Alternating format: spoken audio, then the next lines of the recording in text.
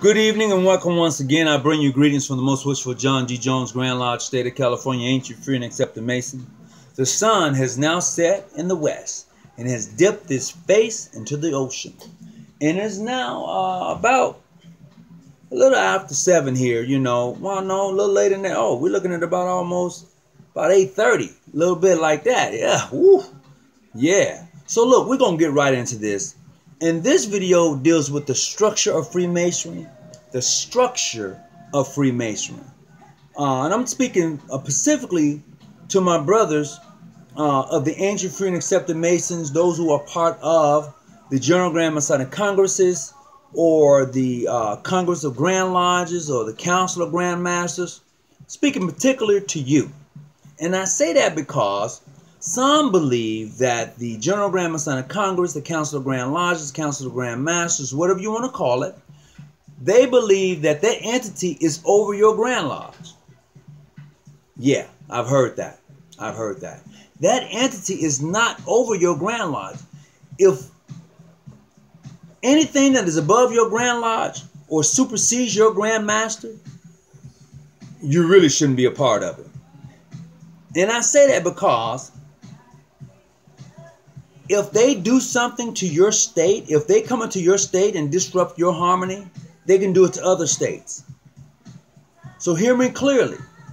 The General Grand Masonic Congress, the Council of Grand Lodges, the Council of Grand Masters does not super exceed the Grand Lodge of State.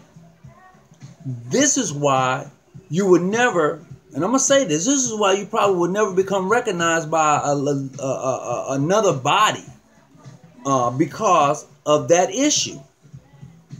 Because it was not until 1923 that the structure for which we know today was set aside as far as recognition, how a Grand Lodge becomes recognized.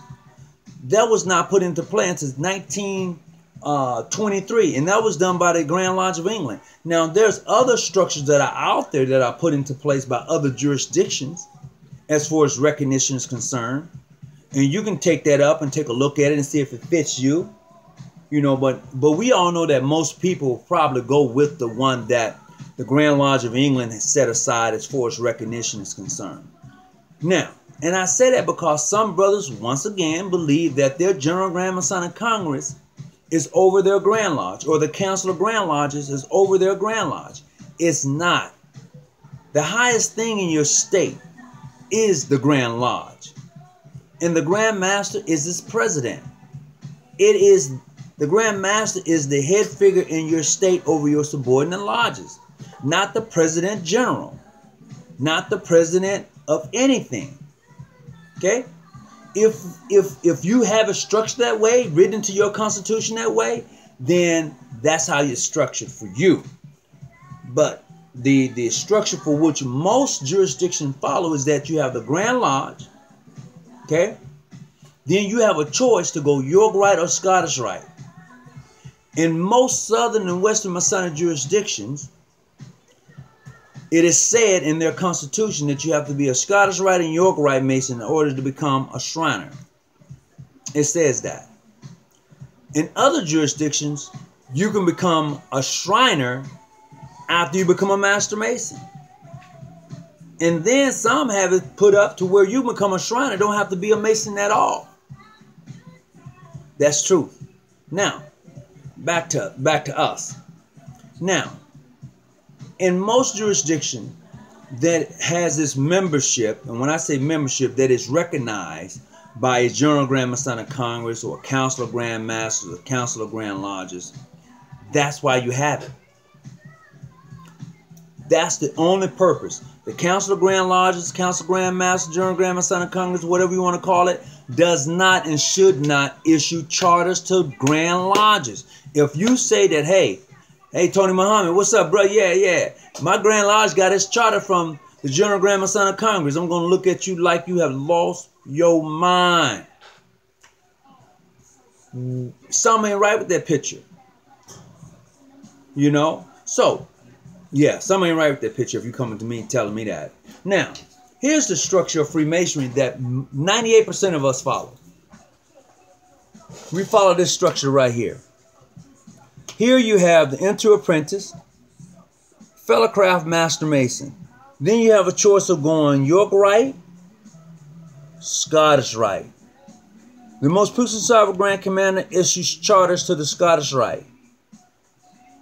The most eminent Grand Master for the Knights Templars issues charters to the Knights of Maltas in some jurisdictions, the Knights of Kadash. The Royal Arch, the High Priest, issues charters to those Royal Arch degrees that fall up under it. The Grand Master, which is over here somewhere, he issues charters to his subordinate lodges. You don't see anything that says General Grand Masonic Congress, Council of Grand Masters, Council of Grand Lodges. You know why? Because it's not an independent body. It does not issue charters. It can, however, install the Grand Lodge officers. It can do that.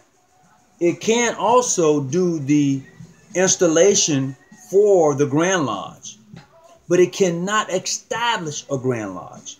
Now, in the earlier part of Masonry, I would say not in the earlier part, but I can go back some years, like in the 1900s, 1800s, people believed that the Supreme Council had the authority to establish Grand Lodges. They believed that, and they wrote that down. They believed that the Supreme Council had that authority. Okay? Now, there is a Supreme Council out there, hence Louisiana, New Orleans. They go from the 1st degree to the 33rd. They have nothing to do with the York Rite. They only deal with the Scottish Rite, period. And that's their structure. I respect that. However, when you're speaking of the Southern and Western Masonic jurisdiction, most of us, Scottish Rite, York Rite, then you become a Shriner. And then after that, if you're good enough, you should be able to become a 33rd. Okay? That's how that works. You know? Now, check this out. If I'm suspended from my Grand Lodge, hear me clearly, my Grand Lodge, then I can no longer hold membership in my affiliated departments or my appendant body, York Rite, Scottish Rite. I can no longer hold membership in the Scottish Rite or York Rite body if I'm suspended from my Grand Lodge. Now, if the Congress of Grand Lodges or the Council of Grand Masters or whomever decide to suspend an elected officer, because that's really all who they can really suspend are elected officers. If they decide to do that, he does not lose membership in the York Rite or Scottish Rite. He shouldn't lose membership, because that dependent body only deals with Grand Lodges as far as unity is concerned. Okay? Now, I have a Masonic law book right here. It's called the Lockwood. Lockwood Masonic Law Book. It's a law book. Boy, it's deep. Also, Mack's Jurisprudence. If you don't have one, get one. And then, the Masonic Lexicon. Get one of these too. You won't find anything in there that gives the General Grand Masonic Congress or the Council of Grand Lodges or any of that type of entity any power over an individual, because they don't. But a lot of us believe that they do. I just want to clear the air on that so you won't go around thinking that. Now, if you find somewhere, unless it's written in your Constitution, that they can do that, then that's different. But I haven't found it written. Not in mine. I haven't seen it. Nobody's shown that to me. If the General Grand Masonic Congress, Council of Grand Lodges, Council of Grand Masters, if they become an independent body to the York Rite, Scottish Rite, then they become the most puissant sovereign Grand Commander becomes its entity. It becomes under that. You become a subordinate. You do. So, I hope you got something out of this tonight. But until we meet again, always keep your light on and definitely stay out them bushes. All right then.